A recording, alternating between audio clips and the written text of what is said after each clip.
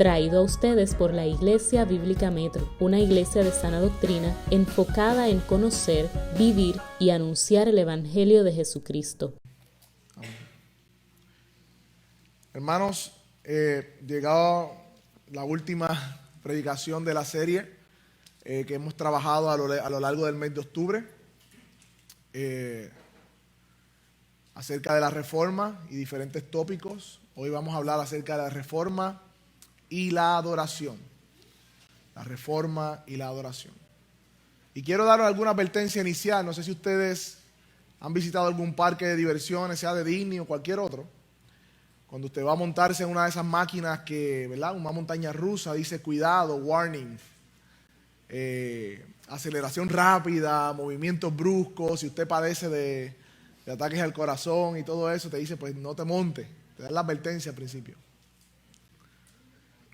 De la misma manera, quiero quizás advertir que la primera parte de este sermón, quizás vamos a arrancar un poco rápido,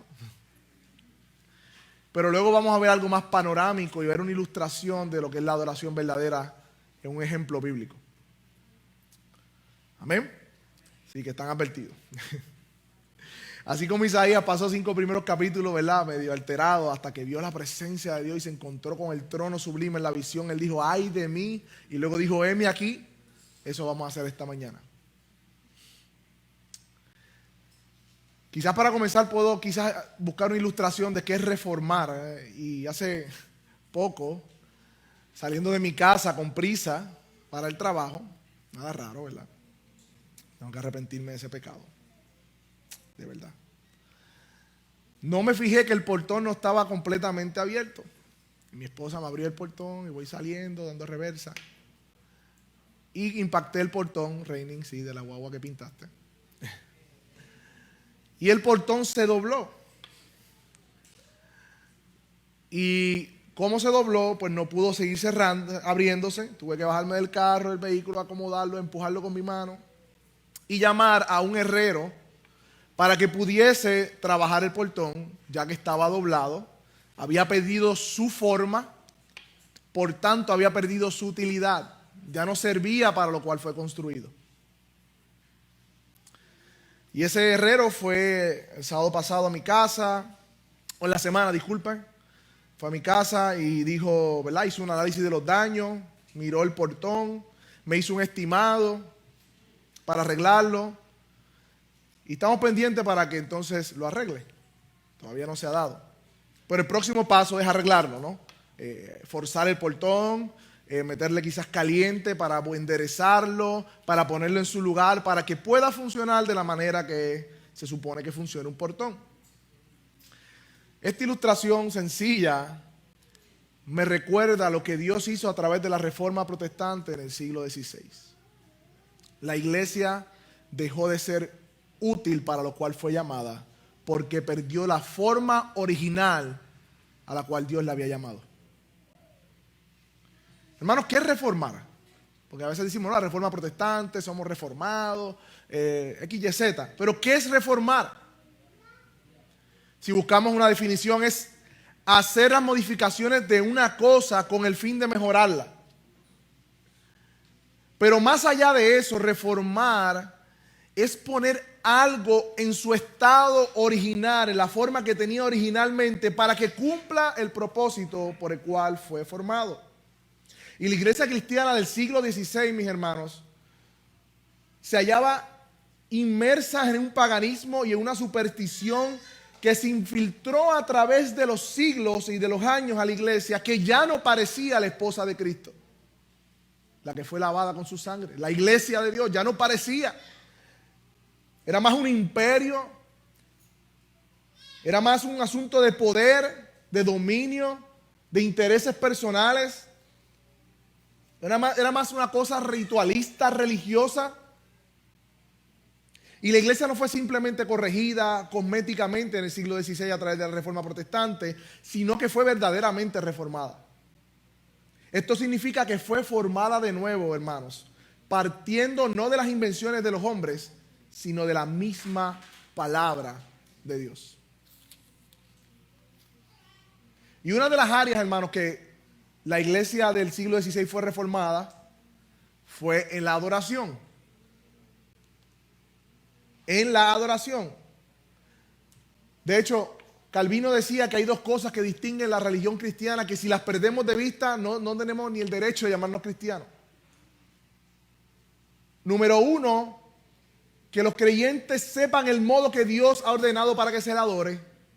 Y número dos, que los creyentes sepan cuál es el origen de nuestra salvación.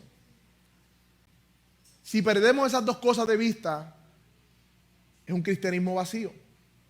Ahora bien, hermanos, ¿cómo se veía la adoración de la iglesia católica romana antes de la reforma? Porque, ¿verdad? Hemos hablado mucho de reformar, de la adoración, pero ¿cómo se veía, hermanos? Yo quisiera decir que diferente al día de hoy, pero tristemente está igual o peor que al día de hoy. Al día de hoy la adoración a los santos y a las imágenes continúa en la iglesia católica romana, donde millones de personas se postran ante una imagen hecha por los hombres y le rinden honor y adoración a algo sin vida. Y cuando digo millones, son millones de personas, hermano. Millones. María y los santos en aquel tiempo y todavía hoy se han convertido en los intermediarios de Dios y los hombres, quitando a Cristo de su rol como mediador entre Dios y los hombres.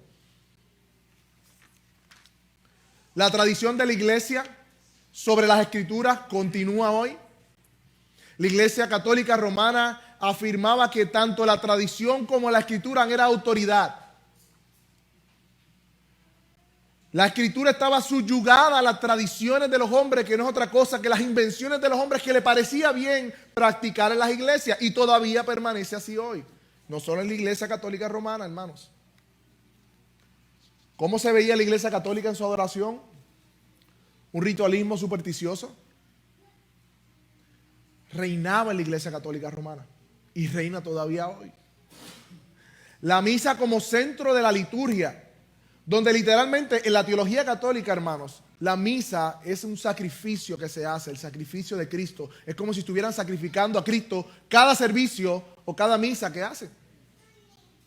Eso fue desplazado por la palabra hoy, a través de la reforma. Las vanas repeticiones de oraciones sin entendimiento, sin corazón, las cuales Jesús cruentamente enseñó, contrario a eso enseñó en los evangelios.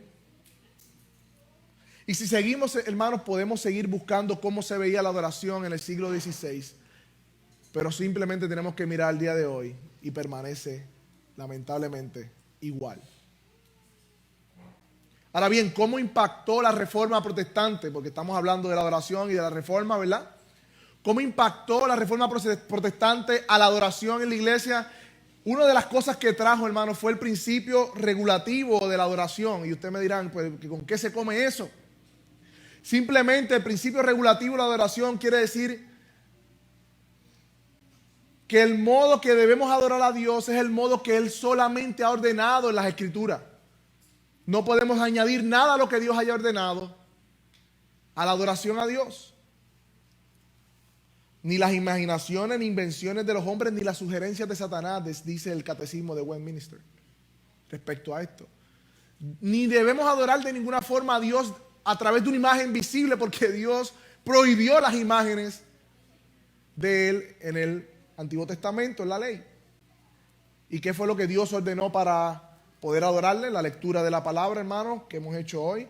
La oración, la enseñanza, exhortación de los apóstoles o de los evangelios, cantar himnos, como ordena la palabra, la comunión de los santos, la cena y el bautismo. Esos son las cosas que Dios ha ordenado para que la iglesia practique, y son las cosas que vemos en la iglesia del primer siglo. Y la reforma protestante volvió entonces a su diseño original, tratando de rescatar aquello que vimos en Hechos, sacando o anunciando a la iglesia católica que estaba desviada del diseño de Dios para su iglesia.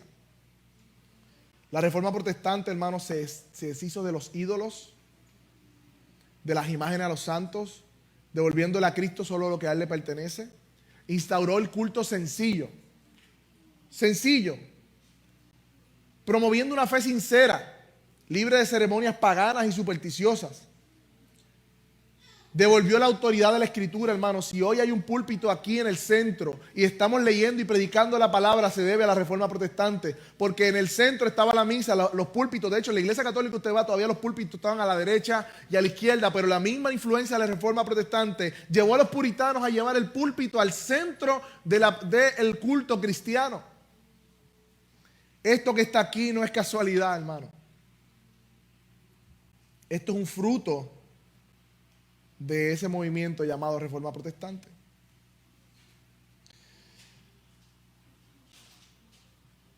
Se instauró muchas cosas, hermano. La membresía regenerada, eso quiere decir que todas las personas que pertenecían a la iglesia deben ser creyentes, no simplemente porque nacieron en una cultura cristiana se llamaban cristianos. Ellos sacaron eso de ahí.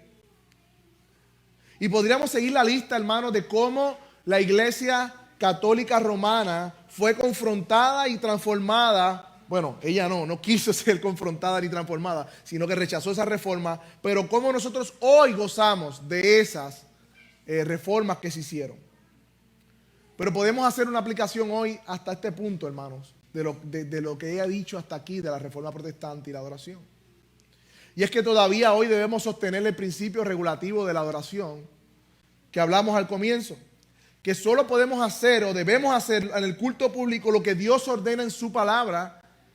Y más de esto es invención de los hombres. Porque esta es la única defensa, mis hermanos y iglesia, ante la avalancha de prácticas humanistas y seculares y aún judaizantes al día de hoy que están metidos en muchas iglesias. Pero ¿sabes dónde surge el problema? Es que pensamos, hermanos, que la adoración comienza en nosotros. Pensamos que la adoración, si usted le pregunta a una persona, ¿qué es para ti adoración? Es algo que yo siento y que hago para Dios. Es algo que me inspira, ¿no? Adoración, yo puedo bailar para Dios, puedo hacer un movimiento para Dios, puedo hacer lo que salga de mi corazón porque es para Dios y eso es adoración. Pero no, hermano, ahí está el problema, porque la adoración no comienza en nosotros, no comienza en tu corazón, no comienza en mí, sino que la adoración es una respuesta a todo lo que Dios es, ha dicho, ha hecho y hará. Por ende, Él ha iniciado esta conversación, hermanos, y ha dejado claro en su palabra cómo debemos adorarle. No tenemos libertad nosotros de inventar nuevas formas de adorar porque ya Él las ha establecido. No comienza en nosotros, hermanos. Es una respuesta.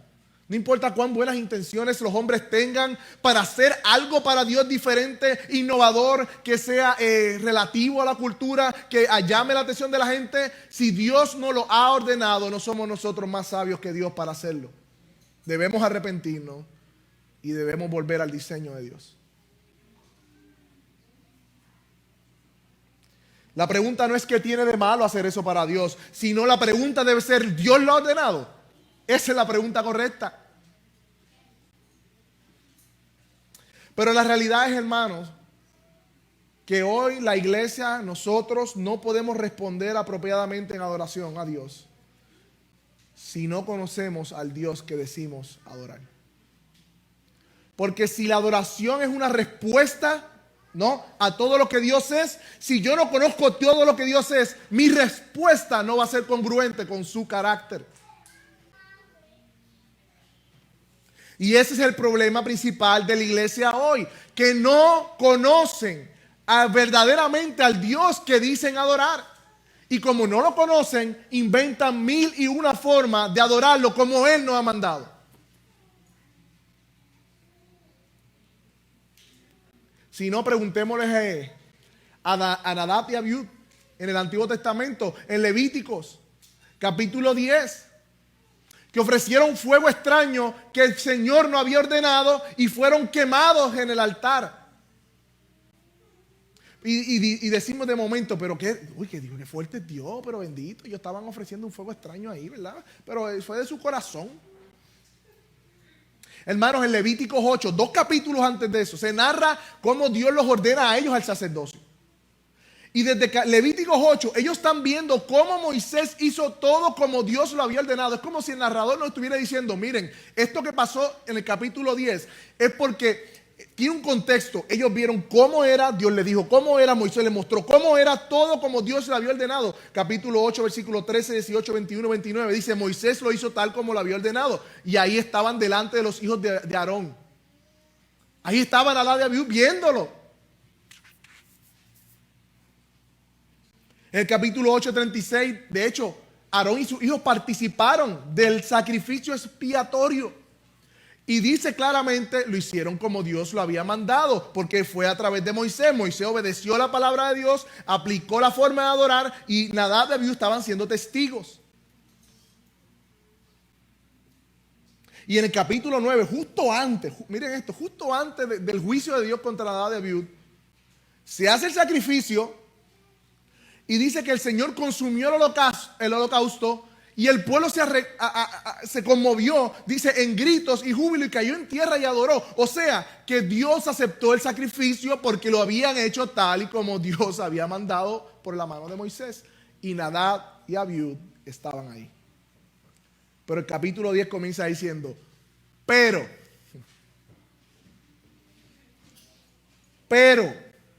y ese pero es muy doloroso. Ese es el pero que todavía hoy permea en la iglesia cristiana. Pero los hombres tienen una mejor manera de adorar a Dios. Pero los hombres en su corazón, con sus buenas intenciones, quieren alcanzar más, ¿verdad? Quieren hacer cosas innovadoras. Quieren cambiar el culto para que la gente venga más. Le ponemos luces, le ponemos humo, le ponemos una tarima, hacemos un concierto, hacemos muchas cosas. Pero ese pero todavía permea. La descendencia de Nadab y Abiú todavía permanece. Ellos tomaron la prerrogativa de adorar a Dios como ellos creían que debían adorarle. Cuando ellos habían visto cómo Dios había ordenado y cómo aprobó el sacrificio porque lo hicieron conforme a la voluntad de Dios. Esto no nos habla del principio regulativo, hermanos. Y hermanos, esto es un reto que tenemos hoy, porque la reforma debe seguir proclamándose. De hecho, en un sentido, nosotros tenemos una situación un poquito más complicada. Digo yo, ¿verdad? De alguna manera que la reforma protestante del siglo XVI, porque tenemos ahora muchos frentes. Antes el frente era la iglesia católica, la única iglesia reconocida. Y atacaron, pusieron sus esfuerzos para transformarla, la rechazaron, la iglesia protestante salió. Pero ahora hay muchos movimientos, muchas denominaciones que han mezclado la verdad con el error y ahora es más difícil discernir. Y por eso todos los días en Iglesia Bíblica Metro estamos en las predicaciones, las enseñanzas, aclarando términos, definiendo, porque nosotros venimos de esa tradición. Como maestros, como pastores, tenemos que estar nuevamente aclarando la verdad de las Escrituras. La única manera de eliminar esta confusión, hermano, es que con sinceridad de corazón, sencillez de espíritu y esmero nos esforcemos por ser bíblicos, por ser diligentes en honrar a Dios teniendo como única y sola y suficiente autoridad su palabra. Y esto, hermano, siempre será controversial porque al levantar la voz de verdad de las Escrituras, la falsedad será expuesta. Y ¿saben qué? Esa falsedad tiene cara, tiene nombre, tiene denominaciones, tiene apellidos, tiene amigos, tiene familiares y ofende. Y podría continuar en el calor de lo que estamos ahora. Pero ahora vamos a cambiar de carril. Porque a nosotros se nos hace muy fácil, igual a mí, mirar afuera y hacer como Isaías. Arrepiéntanse, pecadores, miren acá, miren allá. Y parte del ministerio cristiano, nosotros debemos sí hacer eso, señalar el error. Pero ¿qué nos toca a nosotros? Yo quisiera, hermanos, ahora resistir esa tentación, porque mientras preparaba con el mensaje, luchaba con esto y decía, Señor, yo sé que hay mucho que hablar de esto. Podríamos tener una serie solamente de la adoración y comenzar a desglosar muchas cosas aquí. Pero de alguna manera Dios puso en mi corazón, en mi preparación, que nosotros veamos un ejemplo bíblico ilustrado de lo que es adoración verdadera. Porque muchas veces aprendemos más cuando vemos que cuando se nos explica.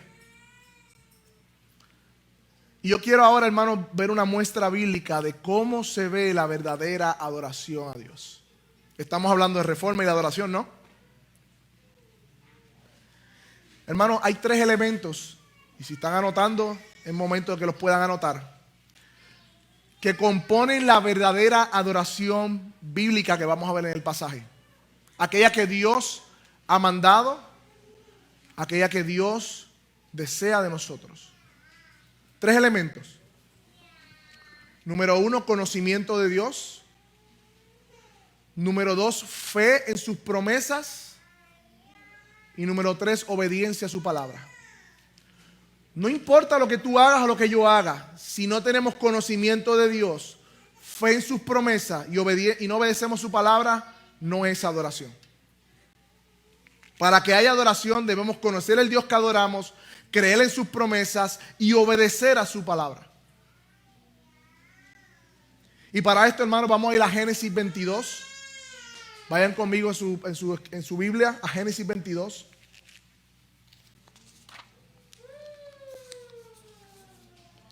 Y vamos bajándonos de la montaña rusa a una más panorámica.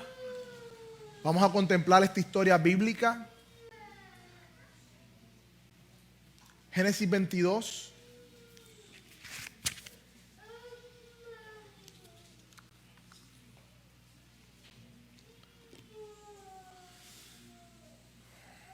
Dice la palabra en el versículo 1. Voy a ir con ustedes, dejen la Biblia ahí abierta, que vamos a ir explicando el pasaje, parte por parte. Versículo 1 de Génesis 22, del 1 al 14, vamos a estar exponiendo. Aconteció que después de estas cosas,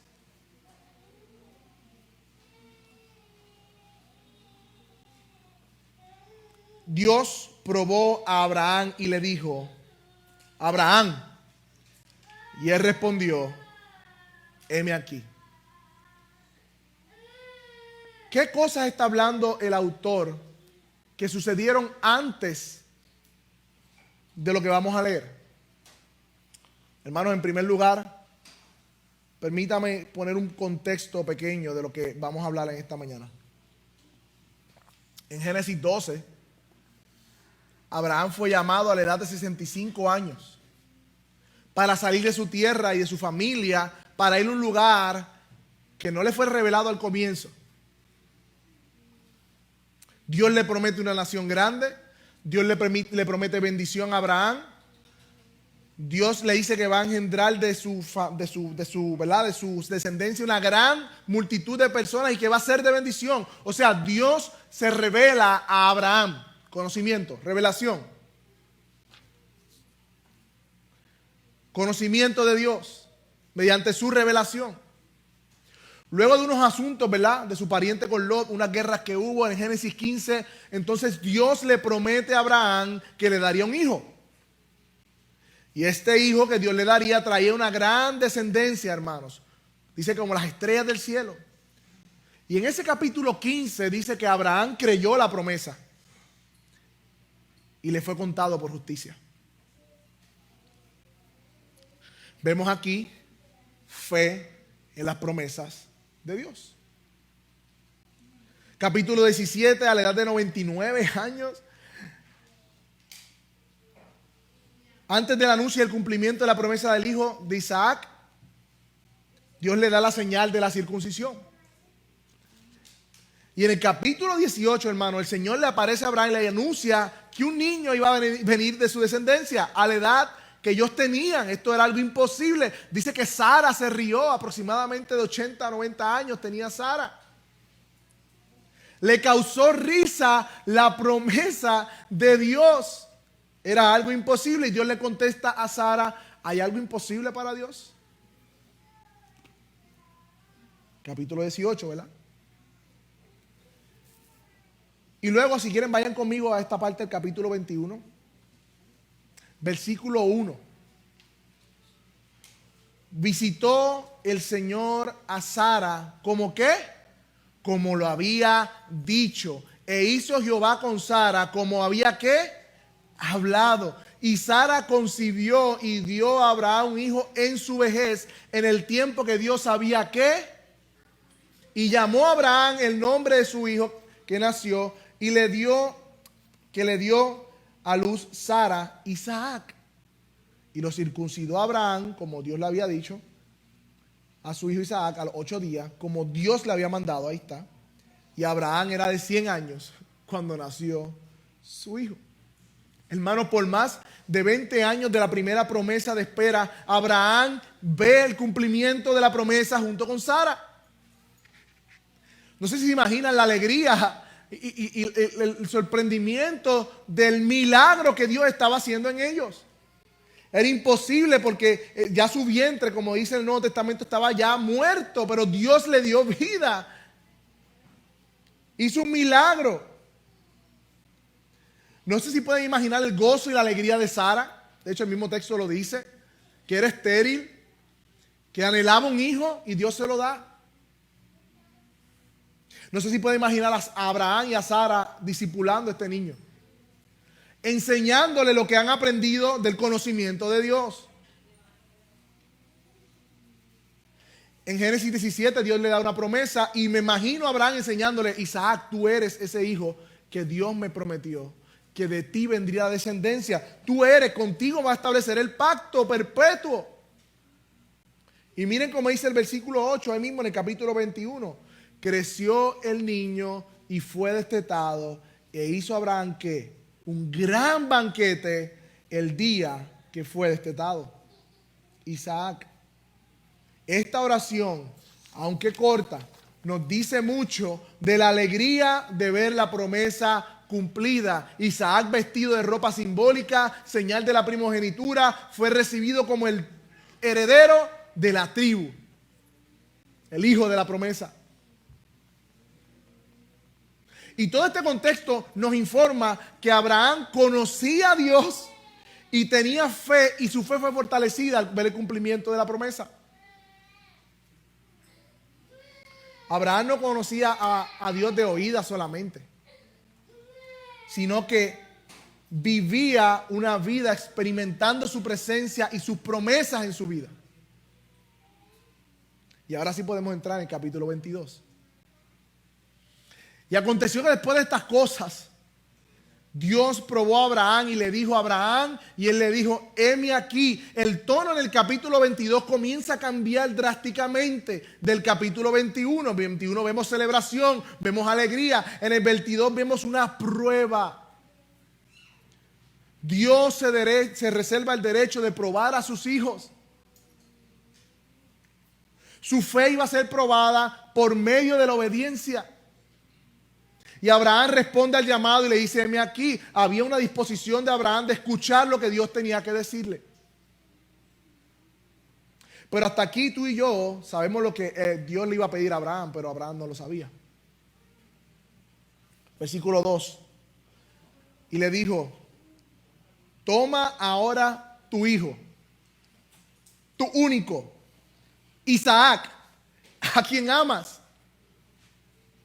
No sé si eso fue cada vez que decía Dios hablando una puñalada más profunda.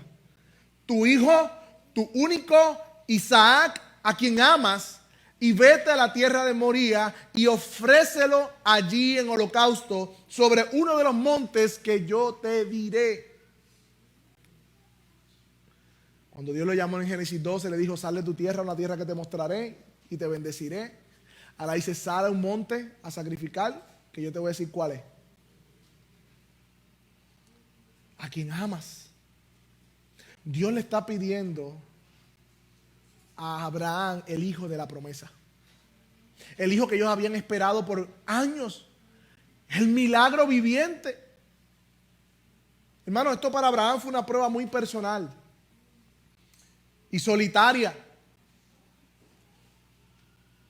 Y esto en la mente de nosotros, o quizás de Abraham en un momento dado, era inconcebible.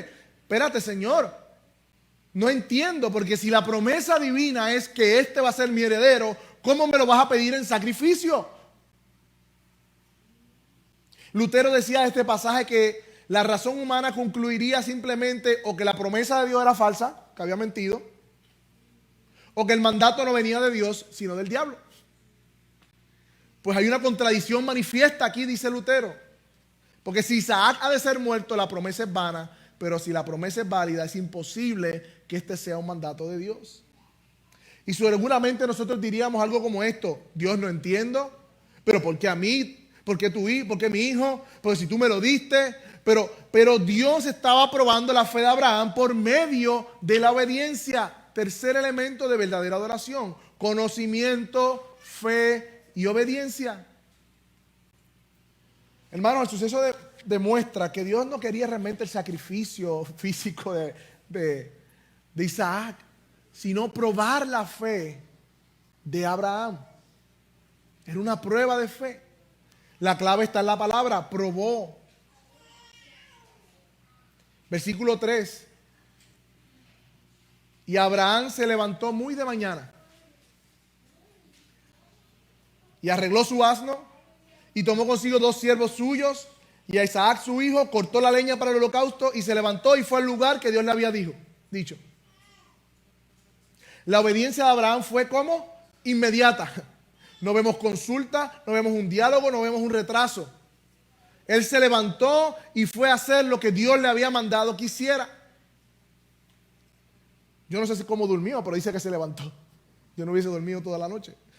A lo mejor no durmió, no sabemos. Hermano, a 3 días de camino quedaba el monte donde Abraham iba a sacrificar a Isaac su hijo. 3 días. ¿Cómo Abraham sobrellevó todo esto, hermanos?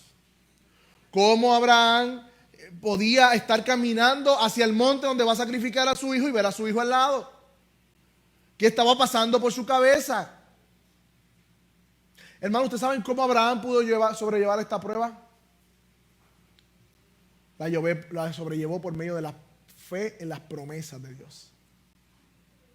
Fe en las promesas de Dios, porque él sabía que por Isaac le había sido llamado a la descendencia. Y en Hebreos 11, mira lo que dice, 17 al 19, que por fe Abraham, cuando fue probado, ofreció a Isaac, el que había recibido la promesa, a su único hijo, de quien se había dicho: en Isaac te será llamada descendencia. Y Abraham consideraba que Dios era poderoso para levantarlo aún de los muertos. De allí que cuando hablado figuradamente lo volvió a recibir. O sea, Abraham dijo: bueno, si tú me lo estás pidiendo, yo confío en tus promesas, él es heredero, tú lo vas a resucitar. Por eso voy de camino al monte. Hermanos, estos 3 días de caminos hablan también de la perseverancia. La adoración a Dios verdadera incluye sí conocimiento, sí fe en las promesas y una obediencia perseverante. Él podía haber salido y desviarse y no ir al monte. Él podía haber salido y el segundo día quedarse donde estaba. Él siguió caminando durante 3 días, perseveró en obediencia. Y al tercer día, versículo 4, alzó Abraham sus ojos y vio el lugar de lejos. No sé si pueden imaginar esta escena. Abraham sabía que la hora había llegado, que el trago de amargo debía ser bebido y que el monte estaba frente a él. Y en el versículo 5 dice: dijo Abraham a sus siervos: esperen aquí con el asno, y yo y el muchacho iremos allí. ¿Y qué iban a hacer, hermanos? Adoraremos. Adoraremos. La verdadera adoración viene de un conocimiento de Dios, de fe en sus promesas y de una obediencia a su palabra. Pero mire qué interesante, dice: adoraremos y volveremos, en plural. La fe de Abraham era esta declaración, habla de la fe que él tenía en la promesa de Dios. Yo voy a volver con él porque él es el descendiente. Él es quien Dios me prometió que vendría descendencia. ¿Le estaba mintiendo Abraham a los siervos? No, es que él estaba seguro que Dios iba a lo que tenía que hacer, porque Isaac era el hijo de la promesa. Versículo 6, hermanos. Abraham tomó la leña para el holocausto y la puso sobre su hijo Isaac. Y él tomó en su mano el fuego y el cuchillo, y fueron ambos juntos.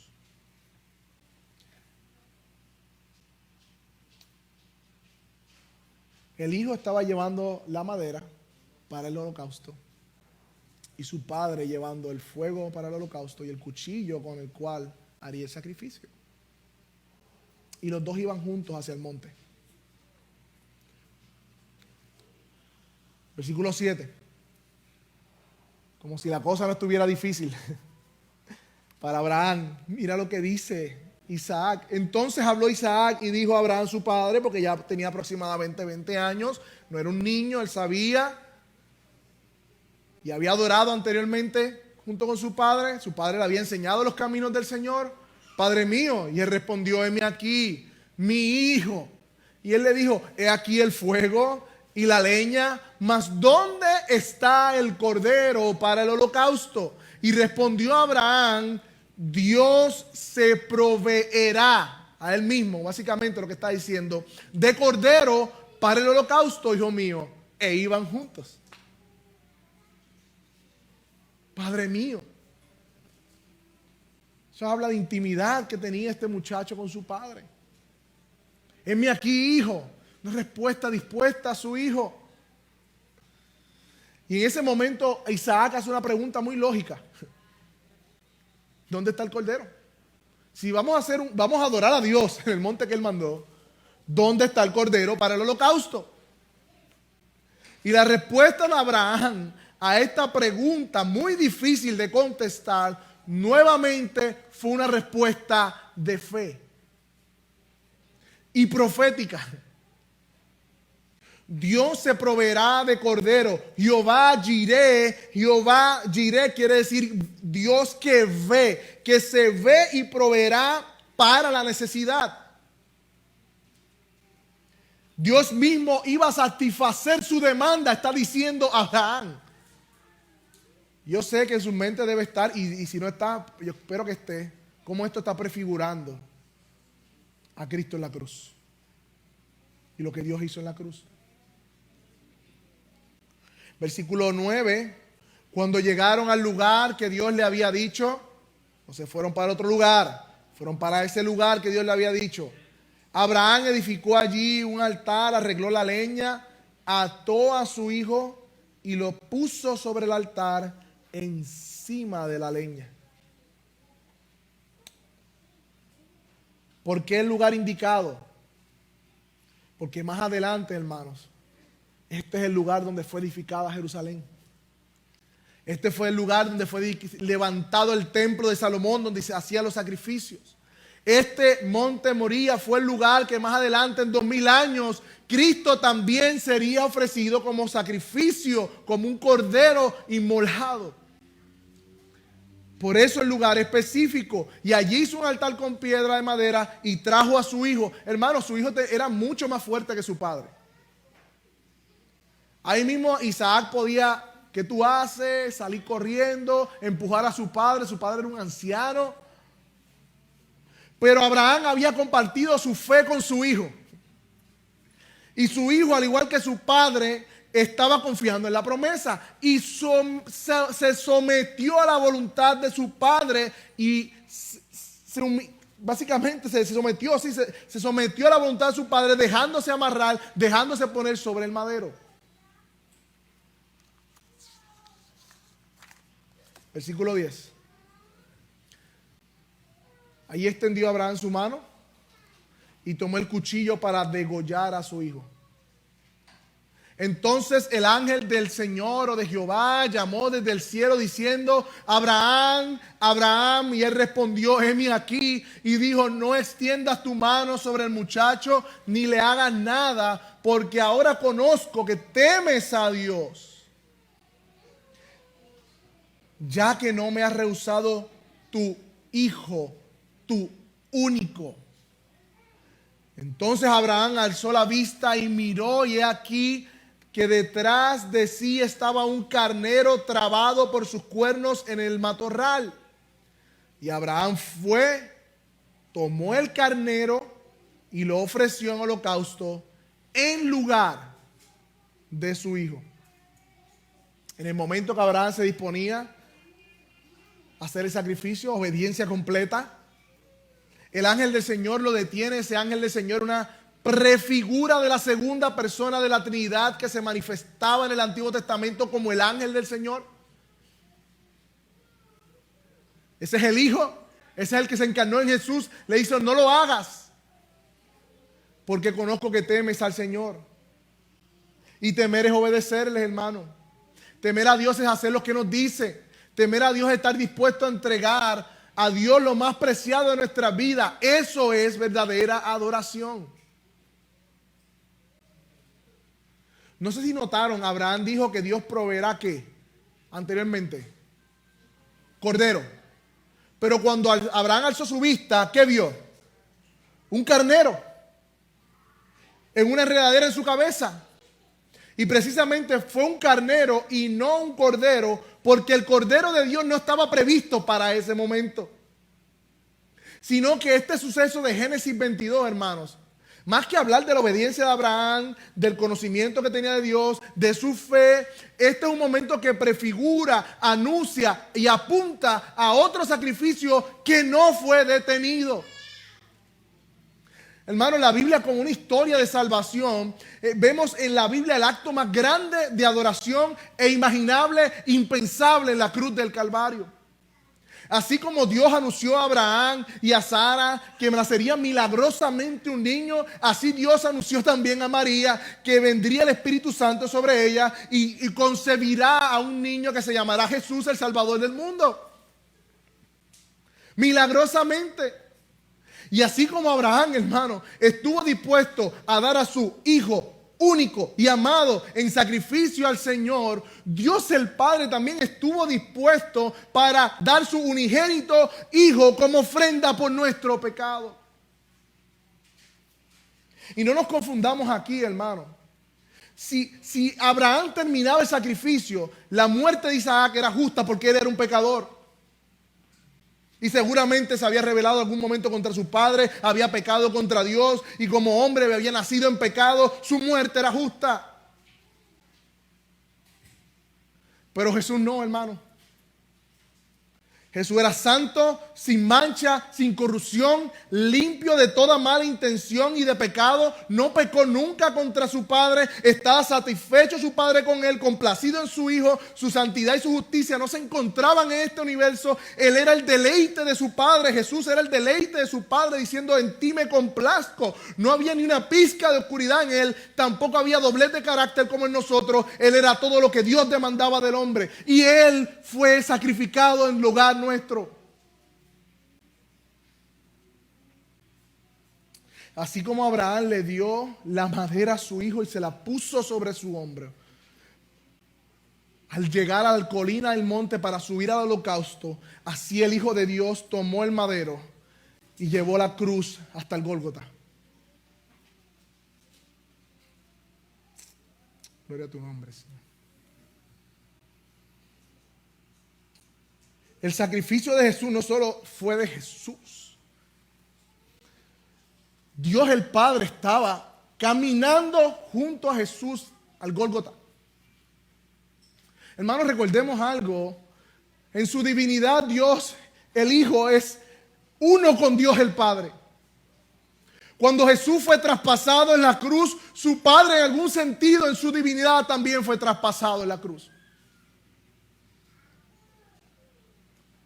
Y así como vemos la sumisión de Isaac a Abraham, estando dispuesto para ser sacrificado, vemos la sumisión de Dios el Hijo, el que no escatimó ser igual a Dios como cosa que aferrarse, sino que se despojó. Jesús, siendo Dios, vino a ser como hombre, y su humillación no comenzó en la cruz, comenzó en la encarnación, porque Él era el santo, el perfecto, y vino a habitar en un cuerpo caído, afectado por el pecado, creciendo como un niño, sometiéndose a sus padres terrenales, aún a las autoridades. Jesús no usó su divinidad para sustentarse a sí mismo, como así Isaac tampoco usó su fuerza para librarse de su padre. No, sino que la usó para cumplir lo que se había dicho en la Escritura, para servir a su pueblo que estaba sumido en tiniebla espiritual. Hermano, el acto más grande de adoración verdadera Es el acto de Dios mismo ofreciéndose a sí mismo su propio Hijo como ofrenda para el pecado, para pagar sobre Él la condena, hermanos, de hombres y mujeres como tú y como yo que lo odiábamos y que vivíamos en rebeldía hacia Él. Y así como el carnero enredado en su cabeza, Dios se lo proveyó, Jehová Jireh, a Abraham para sustituir a su hijo. Así Dios el Padre hizo una provisión, un cordero con una corona de espinas para sustituirnos a nosotros por la justa paga del pecado.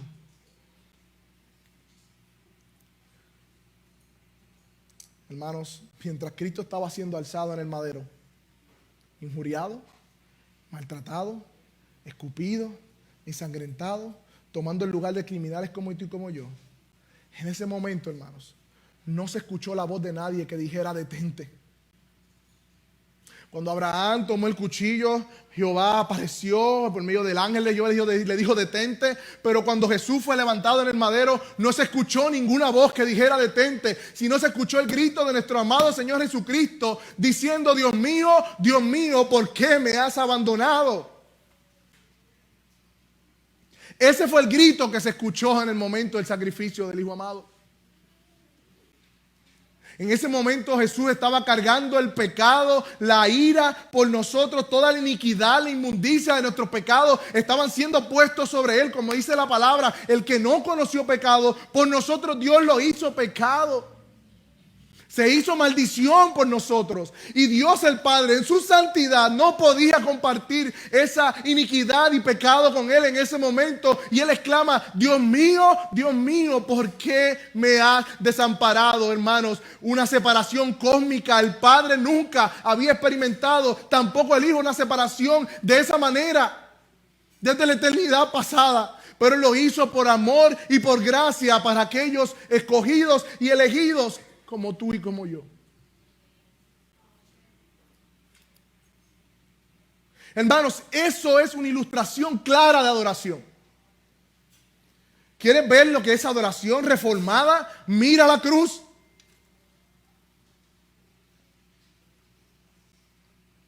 Ahí conocemos a Dios. Ahí se nos da esperanza y fe en sus promesas. Y ahí vemos uno que obedeció la palabra del Señor. Hermanos, ¿qué haremos entonces a la luz de esta ilustración de la adoración verdadera? Porque llevamos un mes predicando de la reforma y las misiones, la reforma y el Estado, la reforma y la sociedad, la reforma y la familia, y hoy la reforma y la adoración. ¿Qué haremos? Qué brutal estuvo esa prédica. ¡Wow! Y seguimos caminando. Qué chévere estuvo eso. Oye, no había visto eso. Tremendo. Y seguimos viviendo. ¿Qué haremos? Porque cuando Pablo explica el Evangelio, dice: así que, hermanos, os ruego por la misericordia de Dios que presenten, ¿qué ahora? Sus cuerpos como sacrificio vivo. Otra vez la imagen del sacrificio vivo, santo y agradable a Dios, que es vuestro culto racional. La respuesta lógica al Evangelio es tu entrega completa. Dios no le interesa un domingo de tu vida, Dios quiere tu vida completa. Dios no le interesa un pedacito de la semana en donde yo oro o leo la Biblia para sentirme bien de que cumplí con mis disciplinas. Él te manda un corazón entregado y rendido, que en las mayores circunstancias y pruebas de fe pueda ser obediente. ¿Por qué lo hacen? Porque tenemos en la cruz, en la gasolina, el ejemplo, la motivación. Y cada vez que somos probados podemos mirar a la cruz y decir: no, si tú lo hiciste por mí, tú me has dado tu Espíritu Santo, yo puedo vivir ahora una vida en sacrificio para ti. Hermanos, no es nuestro esfuerzo que nos va a llevar a una vida de santidad. Es nuestra mirada, ¿a quién estamos mirando? Yo me he dado cuenta en mi vida que cada vez que decaigo en mi vida de santidad es porque dejo de mirar a la cruz. Y estoy mirando mis propios esfuerzos, estoy mirando mis circunstancias. Pero cuando otra vez el Señor, por su gracia y su Espíritu, pone mis ojos en la cruz, nuevamente las disciplinas no me son pesadas. Nuevamente el evangelismo no me da miedo. Nuevamente puedo predicar su palabra con libertad. Pero no es por lo que yo hago, es porque Dios pone mi mirada en la cruz. Y si se dieron cuenta, miren esto. Empezamos con las misiones. Cuando hablamos de misiones, ¿verdad? Hablamos del evangelio en el mundo, en Puerto Rico. Luego vinimos al Estado. Luego vinimos a la sociedad. luego vinimos a la familia y ahora estamos en la adoración. Es como un cono. No planificado, hermano, esto no fue planificado. Pero si el aspecto de la adoración no está resuelto, olvídate de las misiones. Olvídate del Estado, olvídate de la sociedad, olvídate de tu familia. Porque lo que primero debe suceder en nuestro corazón, en nuestra vida, es que nuestra adoración esté siendo puesta en el lugar correcto.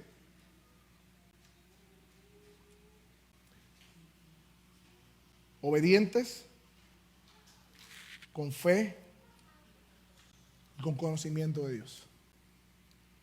Entonces, la predicación del domingo pasado la vamos a aplicar.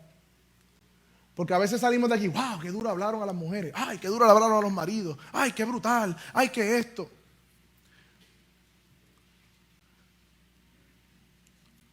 Pero esta semana que pasó, ¿cuánto aplicamos de eso? ¿Cuánto con sinceridad? No estoy diciendo, yo sé que suena, ¿es sinceridad nuestra lucha por agradar a Dios? Esta semana que pasó, hombres que están aquí pudieron ver en sus vidas y en su corazón un intento genuino de amar a sus esposas como Cristo amó a la iglesia. Y él no abundó y no siguió expandiendo porque no por el caso del tiempo, pero él dice que Cristo amó a la iglesia de tal manera que se la presentó, la lavó en las aguas y se la presentó a sí mismo sin manchas y sin arrugas. Es un ejercicio de santificación. Nosotros hemos esta semana santificado a nuestras esposas también por medio de la palabra. Porque entonces el brutal que vimos el domingo, pues entonces no, hay una diferencia entre lo que escuchamos y lo que vivimos. Cuando vemos la adoración verdadera, no puede ser así. Conocimiento, fe y obediencia. Mujeres, esta semana ustedes lucharon con la sumisión verdaderamente. Y pudieron ver, aunque sea un grado, miren, hermano, un grado es gloria. Porque estamos venciendo la carne y el pecado. De más sumisión a su esposo, de honrar a su esposo. Hijos que están aquí pudieron experimentar ese asunto de someternos a otros padres, honrarlos. Padres que están aquí pudieron ver en la semana ese mandamiento de no exasperar a nuestros hijos. Hace 2 semanas hablamos de la sociedad y la reforma. Y bien interesante porque cuando el pastor Luis León habló de la familia, dijo, la sociedad está compuesta por familia. Así que si la familia está afectada, miren la sociedad, está afectada. Se decreta una huelga de policía y la sociedad se revuelca en pecado. Esa es su naturaleza. Pero y nosotros estamos siendo sal y luz en medio de la sociedad en que vivimos, porque de eso, si hemos escuchado estos mensajes, porque Dios nos está hablando de esa manera, y particularmente Iglesia Bíblica Metro. Tú que estás aquí, el pastor Andrés habló acerca de la reforma y el Estado, de cómo malinterpretamos Romanos 13, de cómo aplicar verdaderamente nuestra sumisión bíblica al Estado y de cómo es nuestra relación entonces con eso. ¿Hemos crecido en nuestro entendimiento de eso o lo escuchamos y qué cool? ¿Y la reforma y las misiones? Esta semana o ya mes que pasó, porque eso fue el primer domingo de octubre, ¿luchaste con predicarle el evangelio a tu compañero de trabajo o no? Mira lo que dije, luchaste, no dije si lo hiciste. Porque nuestra obediencia no es perfecta, pero sí es una lucha continua, porque queremos ser los adoradores que vamos a ser en el cielo y tenemos que intentar serlo lo más que podamos acá, como decía Lawrence. Hermanos, ante esta ilustración del sacrificio que Dios hizo de su Hijo en la cruz del Calvario, no nos queda de otra, hermano, que vivir una vida nosotros en sacrificio vivo, santo y agradable para Él. Ese es nuestro culto lógico, hermanos. Eso es nuestro culto racional. Y si hay aquí alguna persona que aún no puede identificarse con lo que yo estoy diciendo, que están viviendo vidas de rebeldía a Dios en sus pecados y delitos, entregándose a sus deseos de su corazón, sabiendo que están en pecado y que Dios hoy le está dando una oportunidad para arrepentirse. Hoy es tu día para venir a Él en arrepentimiento y fe para que verdaderamente vivas. Nadie vive verdaderamente hasta que no vive para Dios, hasta que Dios no lo salva. Así que si estás aquí en medio nuestro, escúchame. La palabra de Dios te llama a arrepentimiento y fe, para que puedas confiar en sus promesas. Y eso que hablamos del sacrificio de Cristo, serás tú uno de esos también lavados por su sangre. No hay pecado que Él no perdone. No hay situación que Él no cambie. Para Dios nada es imposible, como le dijo a Sara. ¿Hay algo imposible para Dios? No hay nada imposible para Dios. Vivamos una vida en adoración reformada. Vamos a orar.